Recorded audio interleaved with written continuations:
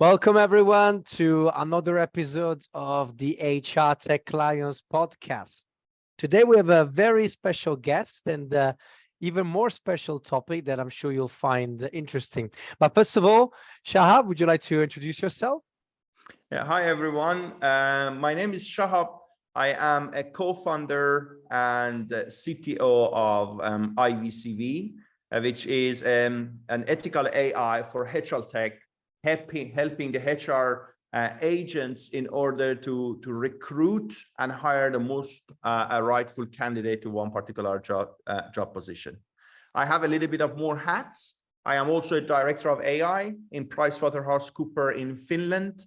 And I'm one of the driving forces of responsible AI with PwC. And at the same time, I am also a professor in University of Tartu in Estonia. I am the first affective computing in Estonia, and I'm one of the top affective computing scientists in Europe, heavily working on how AI understands human behavior. Awesome. And obviously with that CV, I know we're going to hear quite a lot of very interesting things about AI today. And let's get started with the episode. So the episode title is the Recruitment Reinvention by Artificial Intelligence. And that's what we're going to dig right into that. So Shahab, do you want to get this started? Like, what does this actually mean, you think? Yeah. The AI has been always a fascinating topic until around 7-8 months ago, when you were going out to the public, and by public, I mean people who do not have any scientific study in the field of artificial intelligence. Most of the understanding of the AI was getting back into movies like Terminator, movies like Transformers, and those type of things. And rightfully, I am looking back to my own family, my parents, siblings, and this was the way that they had the understanding. That's why it was very easy for them to say, oh, everybody's watching you, everybody knows you, and so on and so forth. So there were lots of conspiracy. In November 2022, when the ChatGPT came out, which means that public with one click had access to experience what artificial intelligence is capable of, then their story changed significantly. So as AI started to become more understandable, and of course some more conspiracies started to be developed around that one. So this being said, now that people start to see that how nicely and easily they can utilize artificial intelligence, it became very easy for people to suddenly to go from 0 to hundreds of many of their skill sets thanks to artificial intelligence. So they start to get lots of skills that it used to require lots of training. For instance, coding, content generations, and many of those skills, you do not need to now spend hours to get particular certificates to know something. Now you can ask with a prompt few questions, and ChatGPT or ChatGPT-like solution will solve that thing for you. What does it mean for us when we are related to the HR? It means that now asking me that how many Azure or any other certificates that I have, you have to start to ask, okay, Shahab, how can you communicate with the client? How can you express and lead a team? How can you handle this difficult conflict situation? So it means soft skills start to become more and more important, because it seems AI comes as a good colleague or good assistant to upskill our tech skills, which is needed in many of the verticals, if not in all. But look, Shah, because obviously a lot of people, I mean, a lot of people already have complained, you know, a lot of people are scared they're going to lose their jobs. They're scared they're going to lose their freedom, their privacy, etc. Let's look at how this afflicts specifically the HR and, you know, on the talent acquisition field. So what do you think is the biggest threat the AI poses to the specific sector? The biggest, okay, there are two angles that we have to look at it. there is a threat from, if you look at it from HR agent point of view, and the threat is that nowadays, I remember around a year ago, I was interviewing lots of HR people, and one of the things that many of them, they were saying, they said that we are looking at the CV. Based on the quality of the CV, we could do the first round of filtering. If your CV is not very nicely formatted, like every line has different fonts and no story inside their style, then it means that you don't care about your own CV. So how can you care about the duties that will be assigned to you? Now, from the HR perspective, everyone has a beautiful CV.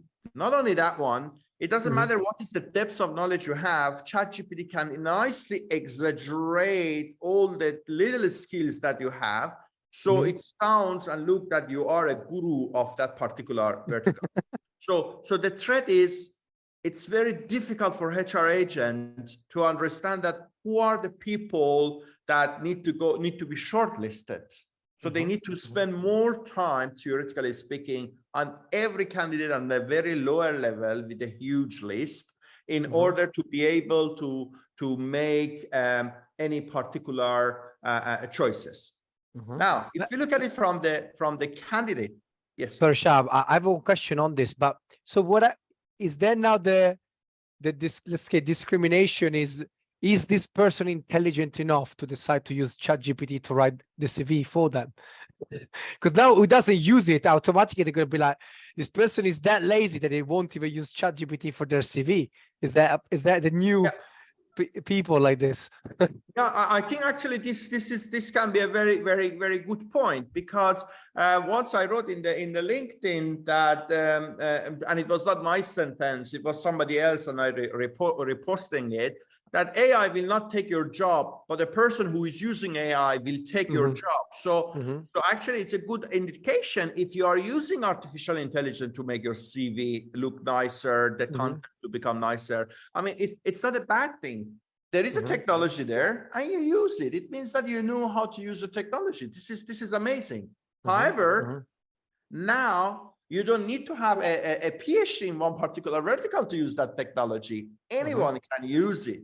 So I think 99.9% of the people are using it. So it means the discrimination is very difficult to go ahead and utilize it and so on. Before ChatGPT, there have been companies who were writing your CV, who were taking your LinkedIn and create your content. So it's not something new, but it was a more expensive, very small percentage of people were utilizing it. Now, literally everyone is doing it. So this is the part. I call it as a threat from the HR point of view, because their life is now more difficult to look into that who is the right person for this position. From client, yes. So one more thing with this, Shahab, because I've seen actually this debate going on LinkedIn as well. It's also making a lot of the skills assessment very easy to cheat, right? That's true. And this is the part that the tech skills and many of the hard skills actually can be done by AI. Maybe at today in July 2023, maybe you need a human in order to supervise and check what is the output of the AI. Maybe instead of having 4 people, you may need one who will use 4 branch of this generative AI. However, the questions now start to shift.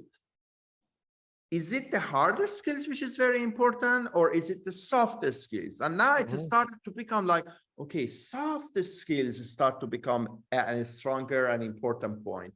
How can you lead a team is more important. How can you hold a conflicted situation is very important aspect. How can you communicate with the client is started to become more and more important now. And Shahab, like you're thinking this because AI will make the technical skills easier to replicate, and therefore the soft skills will become more important. Is that what you're trying to say here, if I understand correctly? At the moment, the problem with the generative AI is, and it seems that this problem will keep continuing for some period of time, is human have something which is called consciousness, and AI doesn't have a consciousness. And what it means is this example. There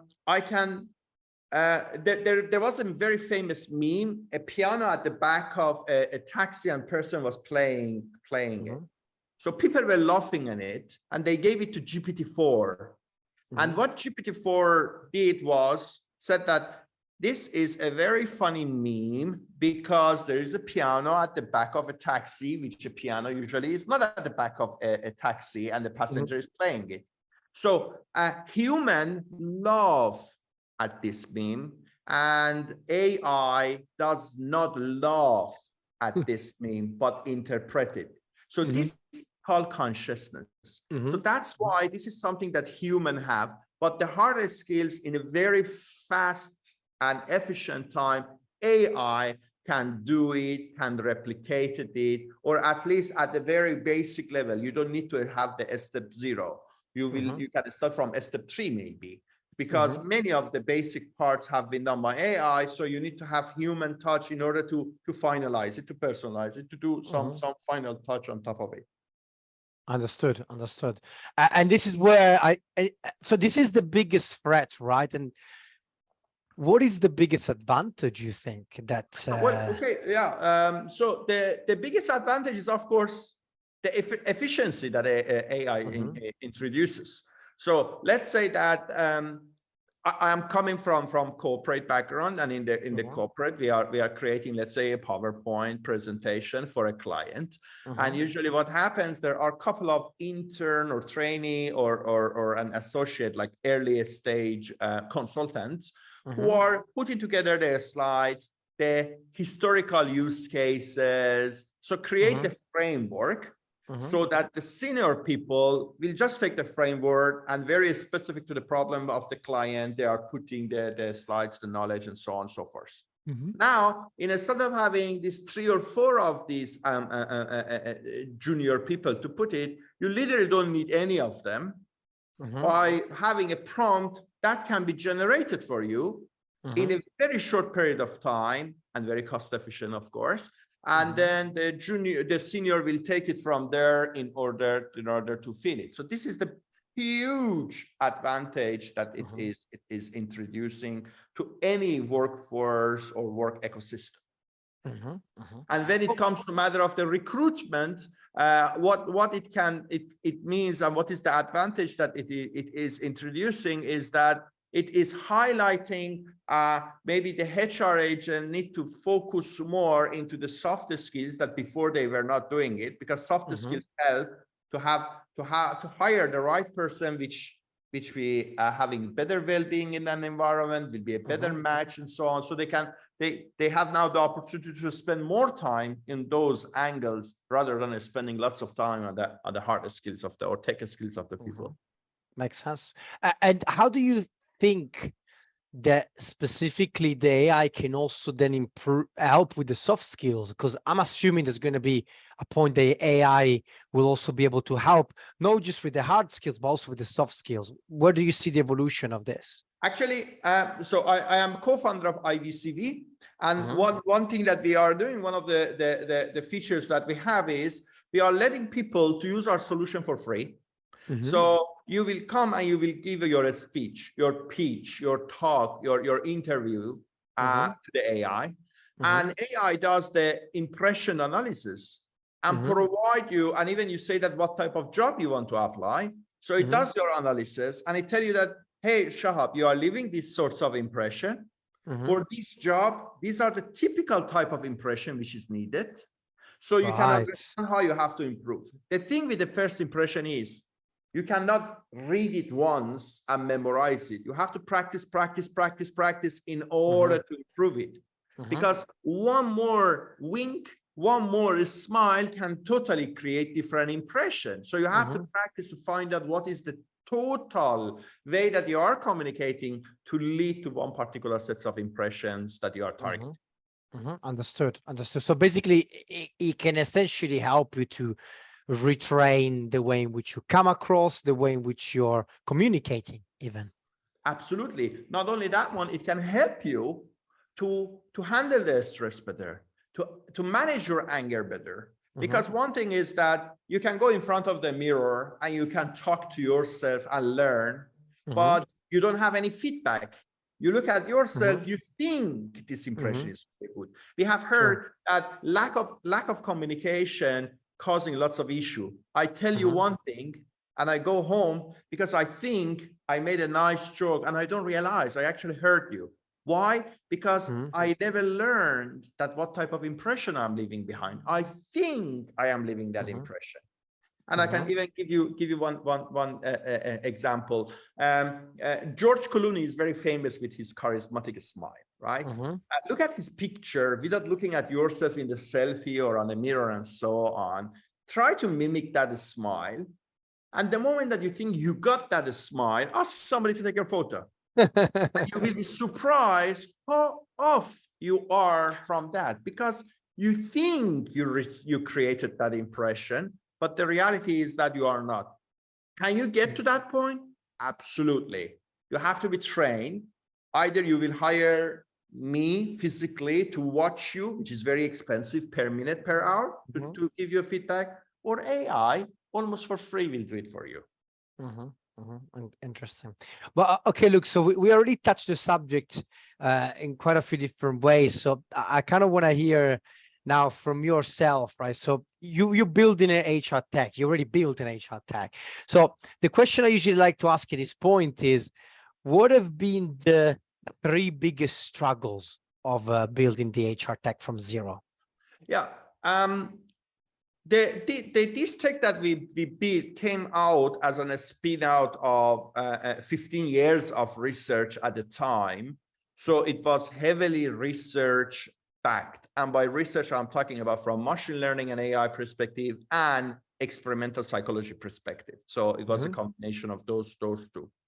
And the biggest challenge when the product came out was, and still is, to educate people that what are the benefits of using a tool like this one.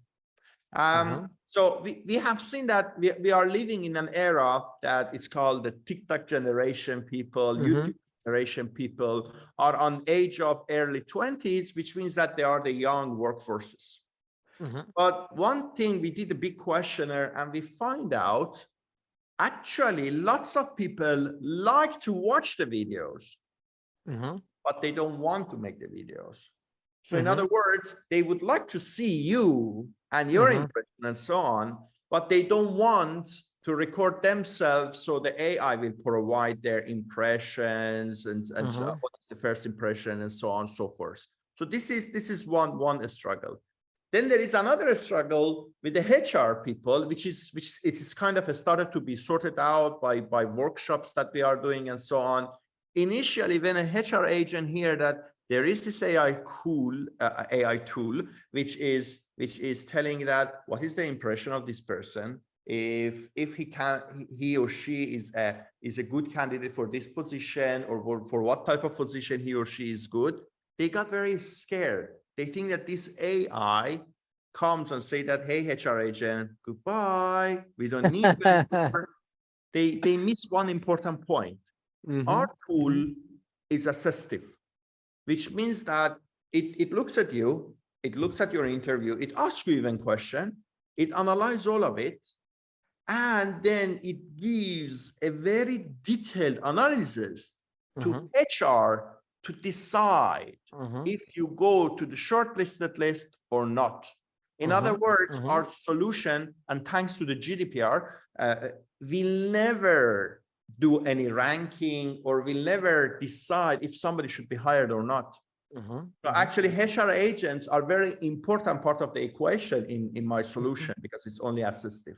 So this was the second big challenge that we kind of have started to address it. But the first one is still we are working on it. So basically, it's more that the human resource initiative felt almost threatened by it, instead of understanding this is a lot of data that I can use to make better decision. They just thought they're going to make the decisions for me, basically. Exactly. Exactly. Okay, Exactly. understood. And the third struggle, what was the third one that you faced? I mean, there wasn't a very, that one wasn't a very big one, because we had this huge period of time for preparation, and it was the data. So we are working in a field that, based on the European EU AI Act, this facial analysis is considered as a high risk technology. You can do it, but it is very, very sensitive. So it was very important for us to make sure the solution that we are developing, taking into account a variety of aspects, so it will become unbiased to gender, to race. So we had to collect lots of data. So our solution have been trained with 20 million data points, equally divided between male and female, and equally divided between 5 different races. And the collection of those data and cleaning of that one was a big challenge, but we accomplished that one. Now our solution, when it doesn't matter if you are male or female, it is very gender unbiased.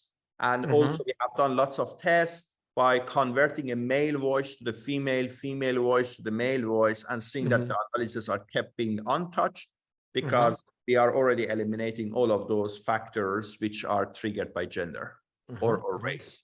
Understood. Okay. Okay. Makes sense. So you kind of like had to obviously go through all the pain of getting the data, cleaning it up, ensuring the AI is not biased, etc. Exactly. Okay. Exactly. Okay. Exactly. And look, then another question I always like to ask is, what would be some tips that you would like to give to other HR tech founders that are maybe like in a similar position, that are looking to start their own business, they already started it? What would be some things that you would have liked to know when you were starting? Yeah. Now, I was being told, but I didn't believe in it until I came to the field and so on, is that you have to be extremely patient in this particular vertical, because usually HR tech is so traditional, HR industry is so traditional, and for them it's very difficult to accept some new thing. So by default, your new technology is not accepted. So this is the default, unless that there is a huge push towards it. I was lucky twice. So I started right before COVID, and I was witnessing that many people, they said that, why somebody should even do the interview online? Why somebody need to do the recording? And then the COVID came, unfortunately, for the human being, but fortunately from business perspective. And suddenly it became the only way is using the video interview. And so kind of everybody, all in the HR industry, understood, okay, this is a solution that is needed. And then the second came when the people started to say, why should AI do this soft skill assessment? I am reading all the detail from this PDF CV and so on. And then generative AI with the ChatGPT and LLMs came out. And then everybody's CV start to become beautiful. Everybody's CVs start to become full of cool keywords. Then they find out, okay, either I, as a HR agent, need to talk with every single individual, which is start to become not feasible, because it requires huge amounts of time. And after 3 days, I forgot what was the first person impression, although I took a note. Or they are using a solution like ours, which in parallel 10,000 people can be assessed. So in one day, they can get to the short list and decide that who are the top 3, top 5 people that they spend more time with them to assure they are the right candidate. Understood. Okay. Okay. Well, look, then for the final part, that's kind of the part of like, so I'll start by asking this question. So what is it, your proudest moment so far since starting the company? Well, I'm very proud of our growth, especially that since November onwards, we had with lots of European countries that started to do pilot with us and use our solution. I'm very proud of it. And more for me personally has been the feedback that I have collected from many of the colleagues in Switzerland, in many other places, the way that they started as an expert, look at my tool and see how cool and useful it is. So this is very proud moment. Also, I got the same feedback from job seekers globally around the world, because many people can use our solution for free. And the feedback that they are providing are very nice. I mean, sometimes people write, it is as easy as Instagram is to use. So it is very heartwarming to hear. Nice. Look, and then for the very final part, what's how is it exactly that that this solution can help both job seekers and the HR function? It can help the job seekers by practicing as many times as they want in order to improve their soft skills. Let's say that you want to become a bank manager, but you don't know what sets of soft skills are necessary. Through our solution, it can tell you that what should be your level of openness or range of your openness or the consciousness or extraversion. And then you can practice and leave that particular impression behind, not only during the interview, but actually in your job life. And for the HR, you can pay attention to the details, but as I said, you cannot do it for all candidates. It takes huge amounts of time, but you have a tool which looks at all these micro expression, 128 facial points, audio and speech, and combine all of them and give a very detailed analysis, so you can nicely decide which people will go to your shortlist. Okay, and basically helps both sides. Yeah. Okay. Any last words? We're drawing to the end of the podcast. Any last parting words that you like to give the audience? As I said, the solution is completely free of charge, available for everyone to use. So I can share the link with you, and then you can post it, and people can utilize it and use it as long as they want in any language that they want. I mean, to be honest, and I guess this doesn't have to apply just to recruitment, right? You could technically use it to practice your own public speaking skills if you really wanted to, right? Absolutely. You want to go to a podcast, you know the topic, you can practice. You want to pitch to your investor, you can practice. You want to give a presentation for your defense, you can practice, and AI can help you. Awesome. Well, look, Shahab, thank you very much for coming to the podcast, and best of luck with your future endeavors. Thank you very much. It was a pleasure to be with you. Thank you.